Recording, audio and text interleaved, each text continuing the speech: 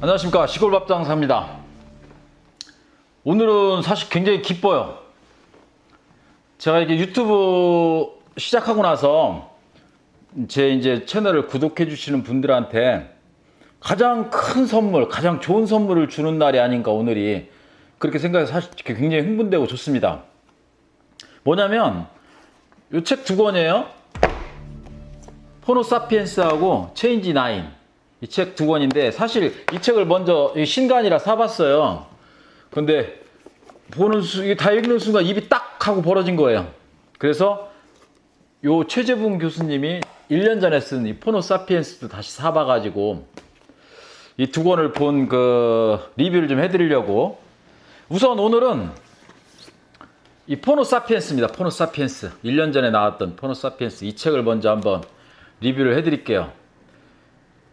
뭐 얼마나 대단하게 이렇게 호들갑을 떠냐. 그러니까 우리 이제 시골 사는 우리들 잘 모르잖아요, 세상 어떻게 돌아가는지. 이런 최재분 교수님 같은 분들 때문에 우리가 이제 우물한 개구리 신세를 면하는 건데, 지금이 바로 엄청난 혁명의 시기라는 거예요. 완전히 뒤바뀌는 시기. 청동기 시대에서 철기 시대로 넘어가던 시기. 또 칼을 문명의 시대에 조총을 가지고 새롭게 전쟁의 개념이 바뀌는 시기, 이런 시기라는 거죠.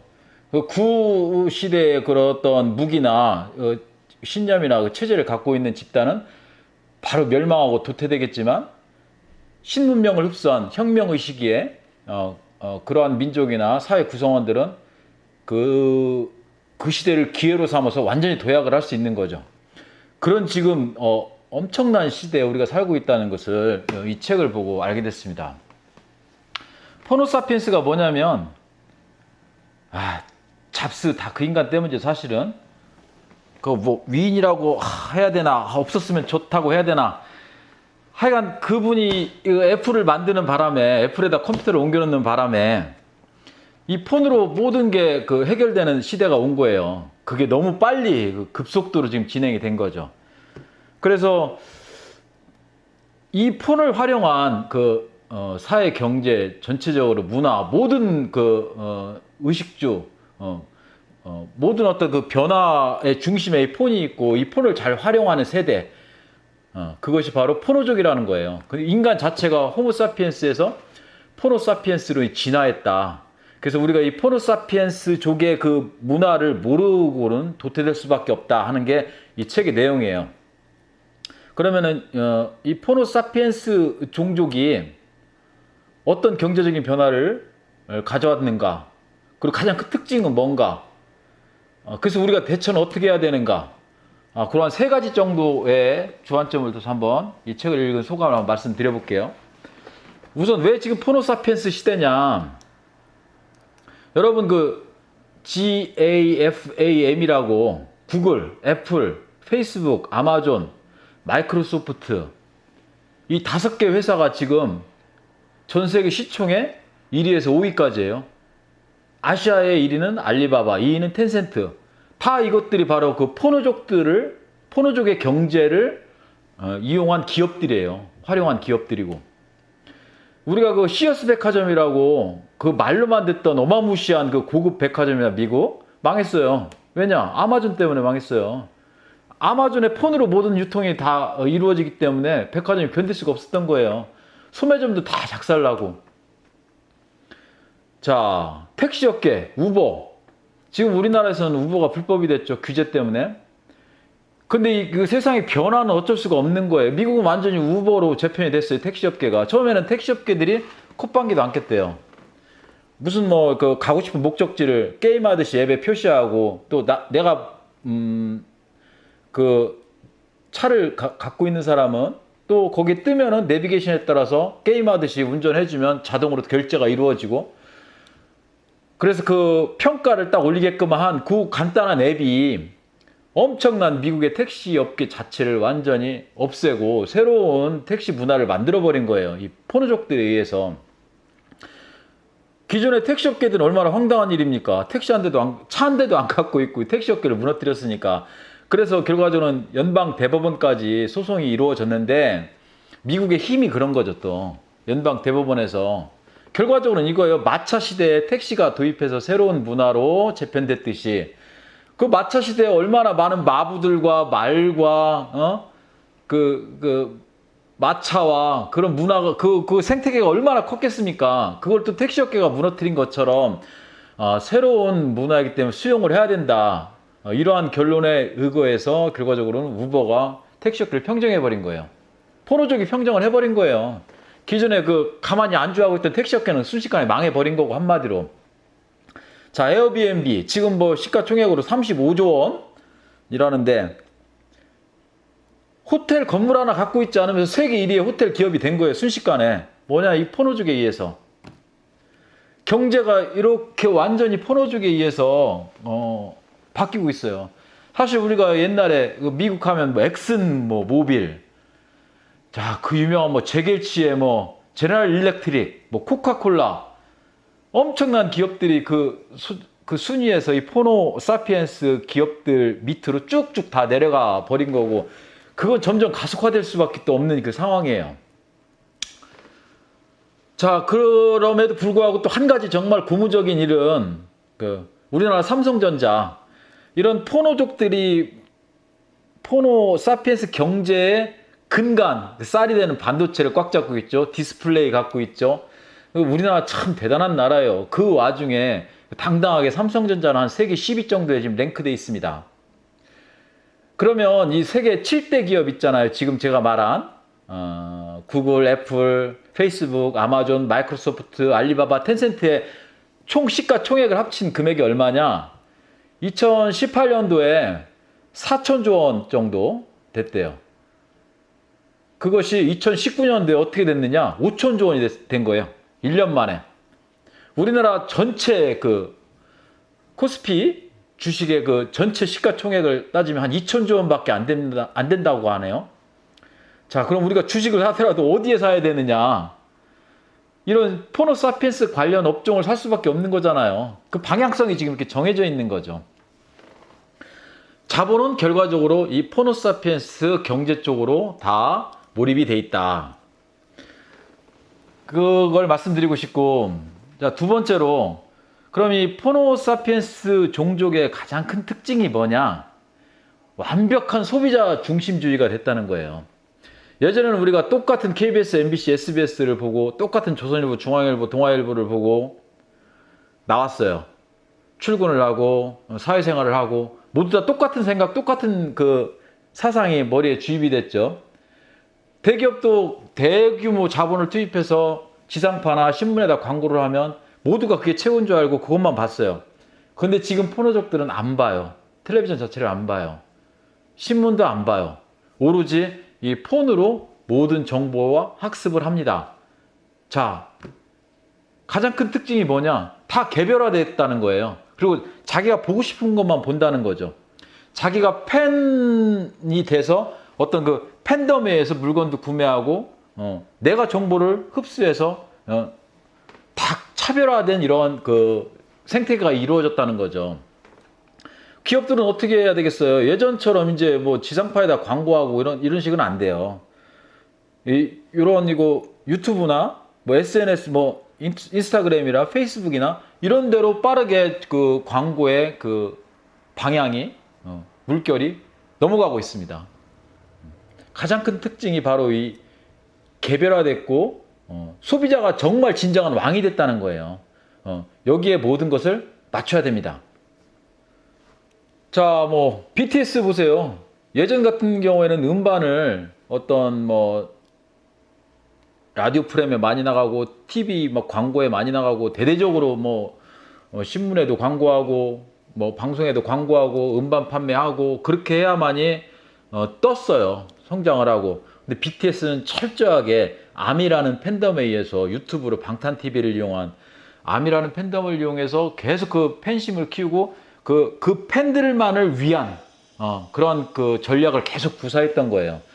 지금 뭐 그래미 핫 200, 핫 100 뭐 1위를 하고 뭐 어디 수상을 하고 해도 방탄소년단은 방시혁 대표 고맙다는 말 한마디도 안 한다는 거예요. 아미 때문이다. 아미가 고맙다. 이것이 바로 방탄소년단이 이렇게 성장할 수 있었던 원동력인 거예요. 그 한 사례로 봐서 이 포노족의 특징이 가장 나오는 겁니다. 그 중국에 왕홍이라는 인플루언서가 있어요. 우리나라로 따지면 뭐 유튜브 크리에이터 이런 걸 모두 합친 아프리카 뭐 BJ 이런 걸 모두 합친 그런 용어로 왕홍이라는 용어를 쓴다는데요.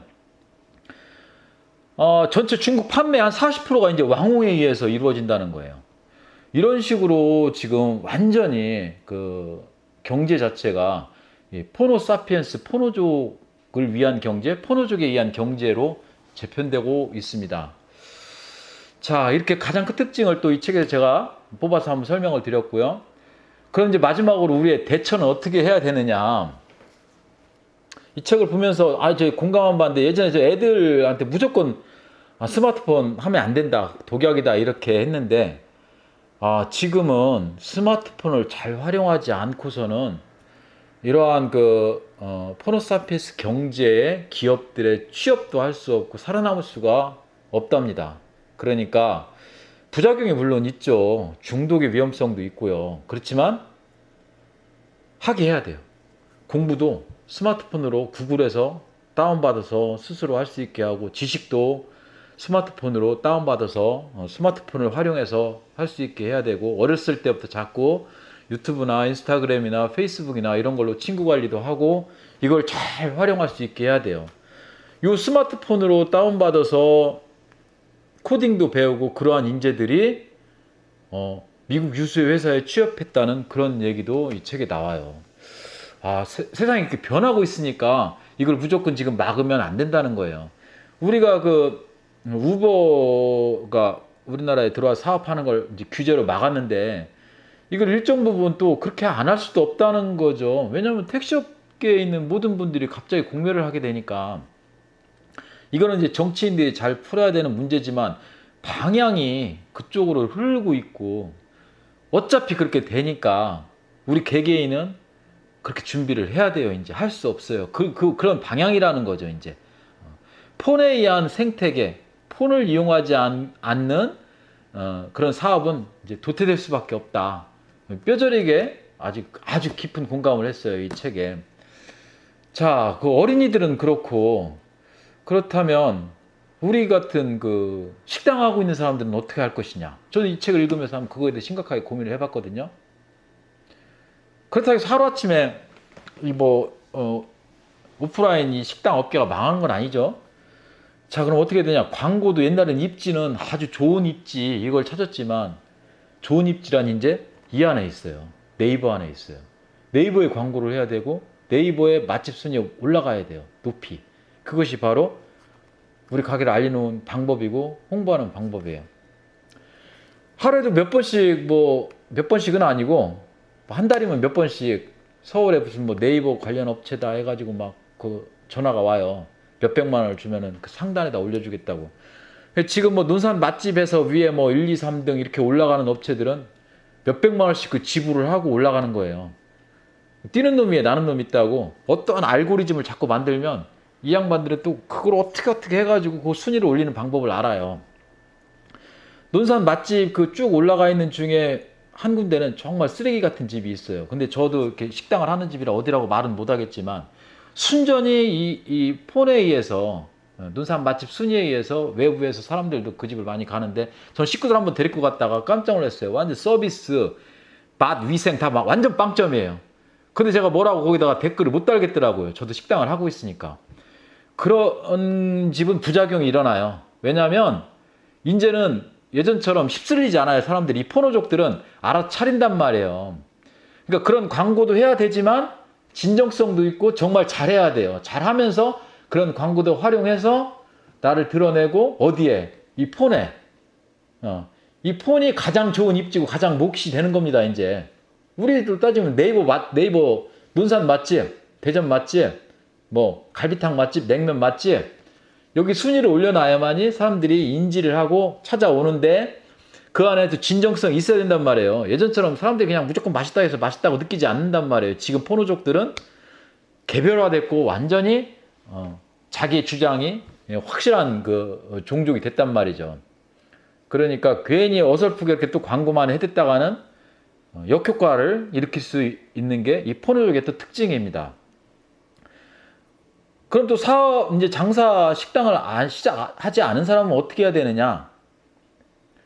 이 책을 읽고 제가 느낀 바인데, 가게를 허름한데 싼 데를 그냥 얻는 거예요. 아주 새가 싼데. 그리고 한두 가지 그 특화된 음식을 만들어서 배달의 민족 손잡고 배달 위주로 나가는 거예요.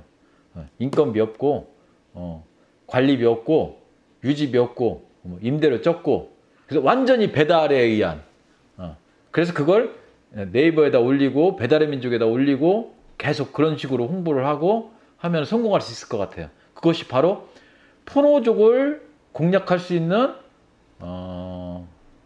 이 시대의 방법이다. 식당의 방법이다. 저는 이 포노사피엔스를 읽고 그렇게 결론을 내렸어요.